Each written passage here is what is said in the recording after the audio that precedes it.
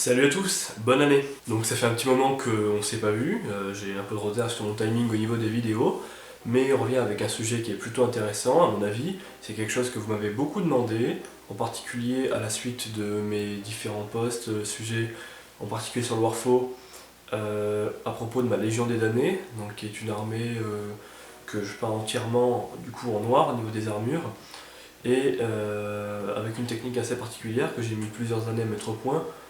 Et c'est pour ça qu'aujourd'hui, je vais tenter de vous expliquer cette technique pour peindre le noir. Donc, à mes débuts, j'ai commencé avec les Black Templars, ce qui paraissait un peu facile, parce que c'était seulement du noir et du blanc. Sauf que le problème, le noir et le blanc, ce sont les couleurs, ou en tout cas, ce qui concerne le noir qui n'est pas vraiment une couleur, les teintes, qui sont les plus compliquées à maîtriser. Donc aujourd'hui, je vais vous donner mes différentes techniques en ce qui concerne donc cette teinte noire que j'ai tendance à traiter comme un bleu très foncé, puisqu'en réalité, au niveau des teintes qu'il y a dans l'environnement réel, on n'a jamais de noir parfait. On va avoir soit un gris très foncé, soit un marron très foncé, soit un bleu très foncé. Le gris très foncé a tendance à ne pas rendre noir, mais plutôt une sorte de gris anthracite, ce qui est très joli, hein, mais qui ne rendra jamais un noir très réaliste. Et si vous éclaircissez vos noirs avec du gris, vous aurez un rendu un peu étrange, un peu pierre, ce qui ne va pas vraiment. En ce qui concerne le marron, ça peut être très utile en ce qui concerne le cuir noir par exemple, mais si vous allez faire des armures énergétiques noires pour des Black Templars, des Iron Hands ou de la Légion des damnés, enfin tout ce que vous voulez, la teinte qui correspond le mieux selon moi, ça va être d'utiliser un bleu très foncé. Et ça tombe bien puisque le noir qui est vendu par Citadel, Prince Auguste et la plupart des gammes que vous avez dans la peinture pour figurines, ce n'est pas vraiment un noir, c'est un bleu très foncé. Et si vous ne le croyez pas, vous n'avez qu'à prendre votre noir et le mélanger avec du jaune, et vous allez voir que vous allez obtenir un vert plutôt kaki, assez foncé, c'est vrai, mais un vert, ce qui veut bien dire que vous avez des teintes de bleu dans votre noir. Avant de s'y mettre tout à fait, je vous montre quelques photos de ce qu'on peut obtenir avec cette technique, puisque pour ce tutoriel, on ne va pas peindre une figurine, mais juste une petite pièce, parce que ce serait beaucoup trop long à vous montrer. Et d'une part, vous vous ennuierez un peu, et d'autre part, moi, ça va me prendre énormément de temps, ce qui n'est pas trop la ressource que j'ai en grande quantité en ce moment. Et c'est pour ça que je vais vous faire ça sur une petite pièce, une genouillère de Dreadnought Contemptor, mais cette genouillère aura les principales caractéristiques d'une armure énergétique, et donc vous n'aurez qu'à appliquer cette technique-là sur vos figurines. Donc normalement vous avez quelques photos qui s'affichent ici. Et on va s'y mettre.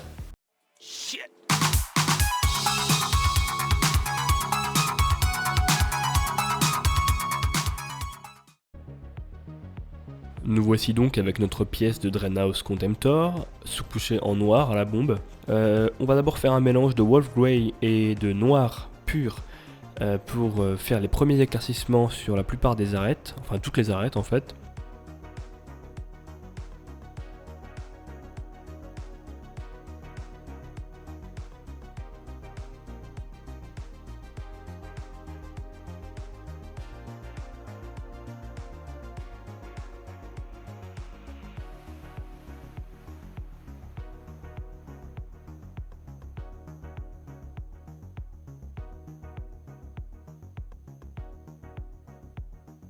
Et donc là, je colore une partie qui n'est pas une arête, tout simplement pour donner un aspect brillant, comme un reflet à notre noir. Donc je le fais au milieu de la pièce. Ça va donner un effet de métal non métallique, et en ce qui concerne le noir, ça peut être intéressant.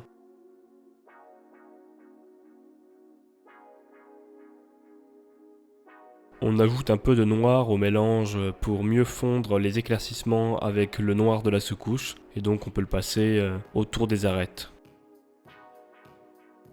On mélange maintenant du Wolf Grey et du Fenrisian Grey pour faire les deuxièmes éclaircissements, c'est-à-dire qu'on va passer notre couleur seulement sur les extrémités des parties qu'on a déjà éclaircies.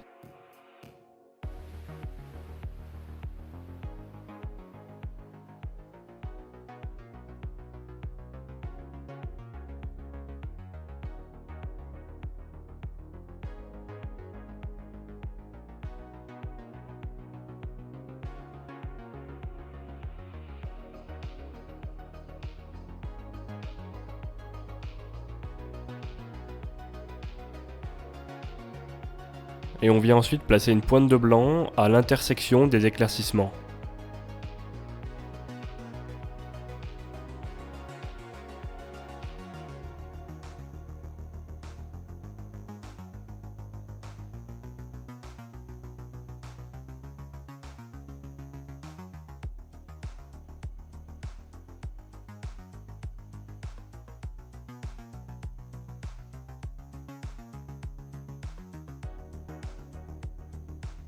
Passez ensuite un glacis de Guilliman Blue sur l'ensemble de la pièce.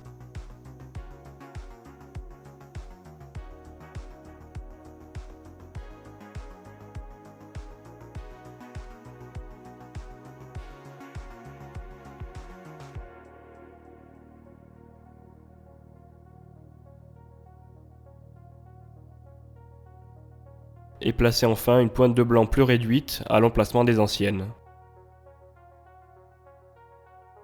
Vous pouvez aussi ajouter des Battle Damage en suivant le même procédé d'éclaircissement.